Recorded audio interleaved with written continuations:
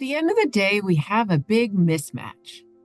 What I mean is that we are in the midst of this significant opioid overdose death crisis, and we have medications that treat opiate use disorder that are effective, that work, that save lives, that help people improve their lives and eventually thrive.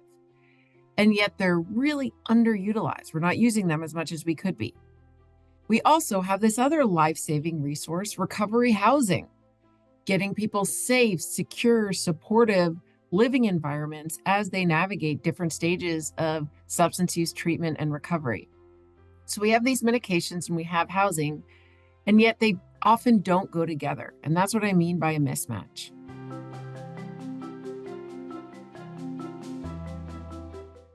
We know from other research and plenty of anecdote and observation over many years that acceptance of medications, specifically medications like buprenorphine and methadone, and to some extent naltrexone, that acceptance of them is pretty low in many recovery housing environments, and the stigma and barriers are high. But at present, we really don't have any decent way to measure what those barriers are, both the attitudinal barriers and the capacity barriers. So that's what this project was about. The first thing we needed to do is survey the state of the literature. What's already out there?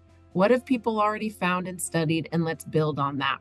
And then we moved on to the second step of the measure development process, which was bringing in the real experts, specifically people who live in recovery housing, and so those are the residents, and then operators who run recovery housing.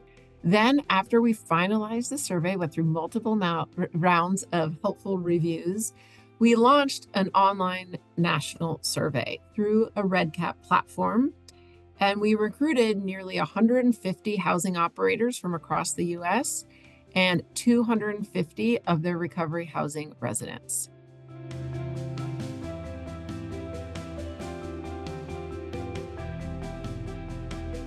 I felt really held and supported by Dr. Amy Miracle as a mentor. So this process, I never felt like I was out on my own as some new investigator navigating these waters without anyone to turn to when I had questions or needed feedback. So Dr. Miracle helped me scientifically improve the rigor of our research design and my writing and our methods, everything from survey design to analysis. She gave me high-level guidance on how to navigate some sticky situations, like during data collection or when we meet recruitment.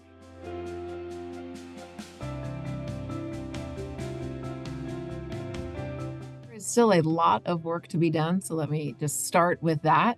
But just from some initial looks and analyses, I can tell you that we have identified some very real and significant barriers in recovery housing environments to supporting people who are on MAT. Now, the thing is, a lot of these barriers represent solvable problems. So that is what I hope this research can be the launching pad for. So not only just identifying and defining these problems, but actually beginning to fix them.